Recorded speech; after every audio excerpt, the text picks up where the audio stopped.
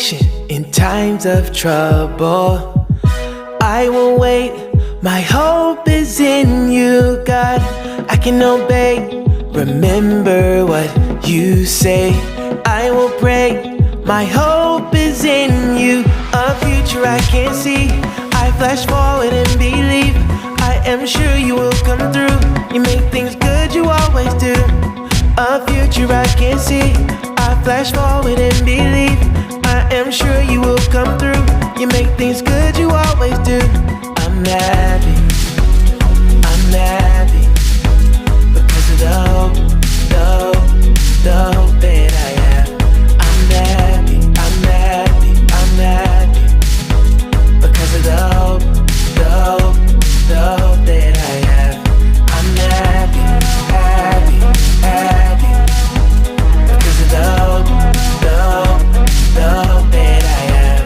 I'm happy, I'm happy, because of the hope, the hope, the hope that I have.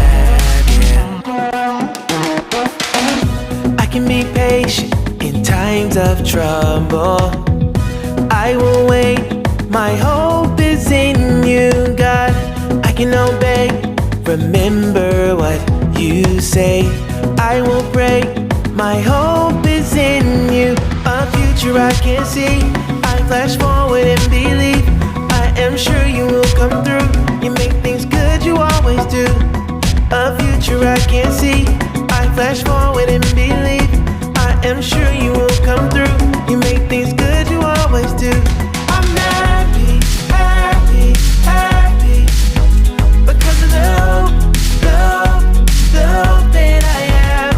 I'm happy, happy, happy, because of the hope, the hope, the hope that I have. I'm happy, yeah, yeah, ooh, yeah, the hope that I have.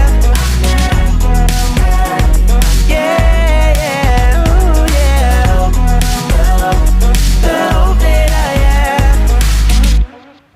Good morning, Wildfire Kids. I hope you are all keeping well. It was great to receive the news this week of some easing of restrictions and some children being able to get back to school. We hope and pray that it won't be too much longer before everyone can be back at school and back enjoying seeing your friends again and back at Kids Church, hopefully not too long.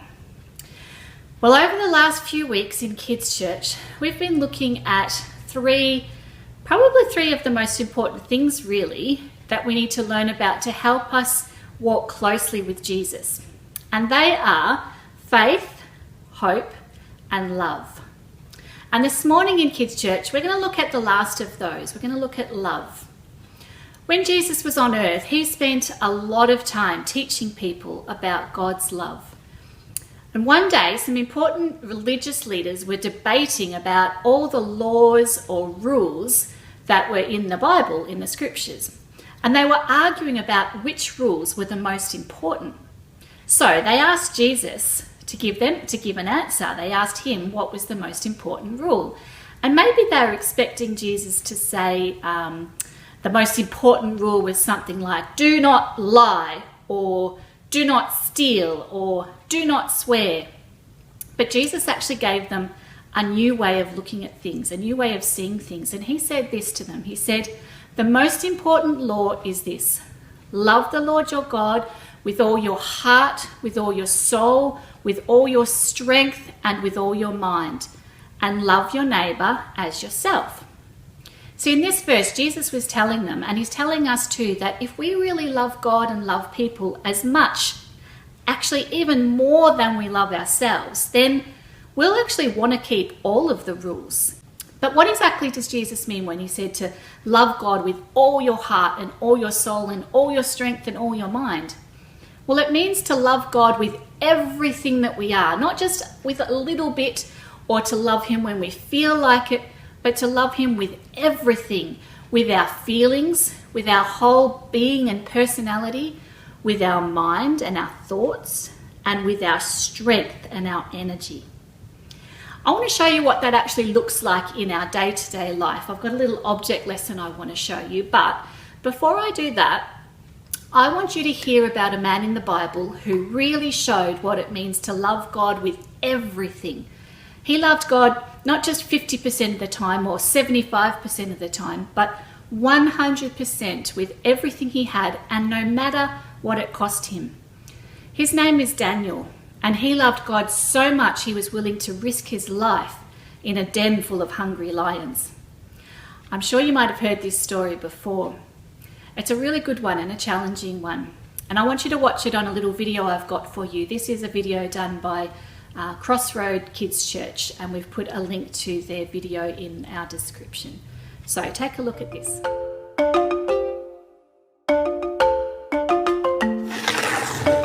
King Darius was the king of Persia a long time ago, and because Persia was so big, he needed help to lead his kingdom.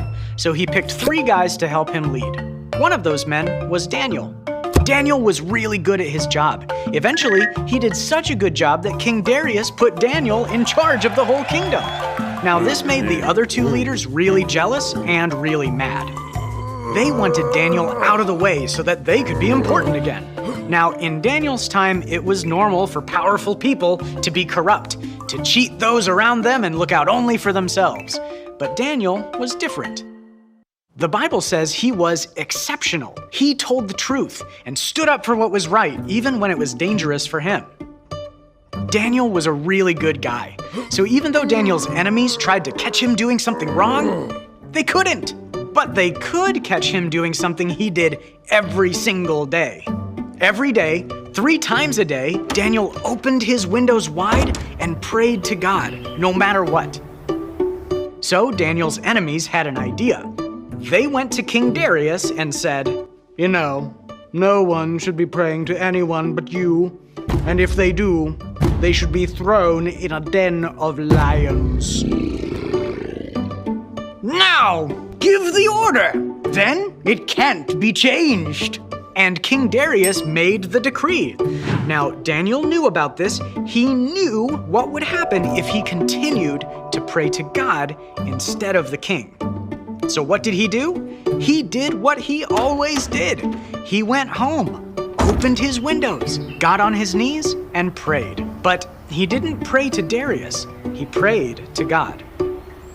Of course, his enemies were watching for him to do this, and as soon as he did, they went to the king. Then they said, King Darius, didn't you make an order that no one could pray to anyone but you? And if they did, they'd be thrown to the lions?" "I did. It's a law. It can't be changed by anyone." Then they said, "Well, Daniel still prays to God 3 times a day." King Darius was really upset. He didn't want to punish Daniel. They were friends. He didn't want to throw Daniel in a den of lions. He tried all day to find a way around it, but even the king couldn't rescue Daniel. A king's decision was final. It couldn't be changed. So Daniel was put in a den with the lions with a heavy stone sealing the entrance. And the king said, "May your God, whom you serve so faithfully, rescue you." Even King Darius wasn't able to change his decree, because even a powerful king like Darius wasn't all powerful. He was still a human king who could be tricked, and he was. Maybe this is why Daniel only wanted to pray to God. God can't be tricked or messed with or undermined. There is no limit to God's power. That's the God that Daniel wanted to worship, and that's the God we worship today. He hasn't changed. He's still good and holy and worth our worship. Now, because God is so good, even though Daniel spent a night with lions who could have torn him limb from limb, the Bible says that God shut the mouths of the lions. When the king came back in the morning, there wasn't a scratch on Daniel. Now, those other 2 guys who tried to get Daniel in trouble, they didn't do so well with the lions. The king ordered them to be arrested and thrown in with the lions, and before they even hit the bottom of the den, the lions attacked them, and the lions crushed all their bones. Yikes. After this, King Darius gave another order. everyone should worship Daniel's God. He said, "He sets people free and saves them. He does miraculous signs and wonders. He does them in the heavens and on the earth. He has saved Daniel from the power of the lions." This wouldn't be the last time that someone who loved God took a punishment they didn't deserve and did it willingly. And it wouldn't be the last time that a heavy stone was taken away to reveal that someone who should have been dead was alive. And I can't wait for you to hear that story.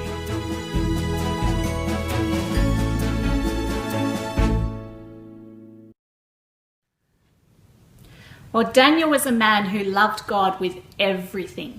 And his enemies knew that Daniel put God first no matter what.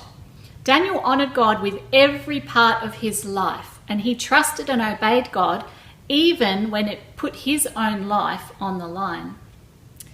I've got a little object lesson I want to show you about loving God and putting him first, number one in your life. Because you know, the amazing thing about loving God is this: you'll never come second by putting God first. You'll never come second by putting God first, which means you'll never miss out on the best he has for you if you put him first in your life.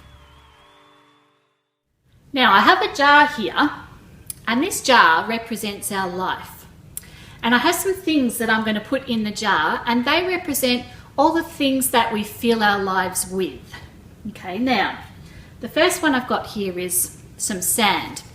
And this sand represents the things that we enjoy doing. They might not be the most important things. Well, you might debate me on this, but we really enjoy them and they're okay in moderation. Things like watching TV, or playing our favourite computer games, or going to the shop to buy that thing we've had our eye on. Okay, they're all things that we really enjoy doing, aren't they? Okay, now I have some small stones here, and these are going to represent some more important things in our life. Okay, so things like doing our very best at school, things like learning a hobby, maybe basketball or another hobby that you really enjoy. So we'll put them in there. Maybe doing our jobs and chores around the home. I know you probably don't think they're very important, but us parents know that they are, and they teach us responsibility. Okay, it's getting a bit fuller. Now, I've got some even bigger things to put in our jar. And these tennis balls are going to, table tennis balls, are going to represent even more important things. Okay, so things like spending time with our friends, being a good friend, spending time with our family, looking after our health, spending our money wisely. Even if it's only our pocket money, we can learn to spend it wisely and to save. Okay, our life is getting pretty full, isn't it? Not much room left. Well, this tennis ball, this represents spending time with God. This represents God in our life. So spending time with him by reading the Bible, by praying, going to church, to spend time with other people who love Jesus and learning more about him.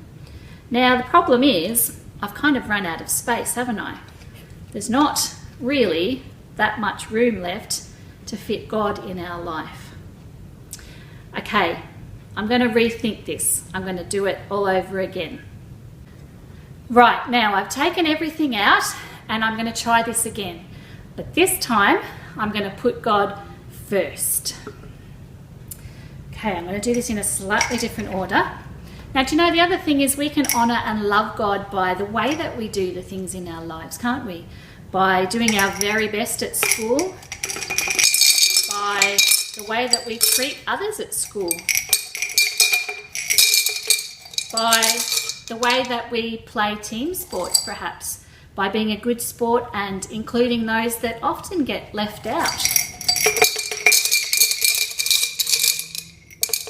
We can love and honour God with the relationships in our lives. by being a good friend, by putting the needs of others first, even when we don't feel like it. We can choose to love and forgive our friends, even if they hurt us. In you go. Need to give it a good shake. Okay. And lastly, we can honour God even in the smaller things in our life by the things that we choose to watch on TV or the computer games that we choose to play. Okay, it's going in. All right. Well, do you know what's happened? When we've put God first, everything has fitted in the jar. Do you know, sometimes people think that if they choose to follow Jesus, then they won't be able to do the things that they enjoy doing. But remember what I said at the start. You'll never come second by putting God first. You'll never come second by putting God first. And in fact, our life will be even more filled with purpose and joy when we love God with everything we are and we choose to put him first. And do you know the amazing thing is, there's actually a little bit more room left in this jar than there was before we put God first in our life. Because the amazing thing is that God often has more and better things for us than we would even think of ourselves. So I've got a little bit of room to even put a few extra things in my jar. There we go. So let's choose to put God first in our life. Let's choose to love God with all our heart, all our soul, all our mind, and all our strength. Let's love God with everything that we are, because he is worth it, and his plan for our life is always best. That's all from me for this week. Take care, everyone, and I really hope and pray that we can see you back in Kids Church face to face very soon. Bye, everyone.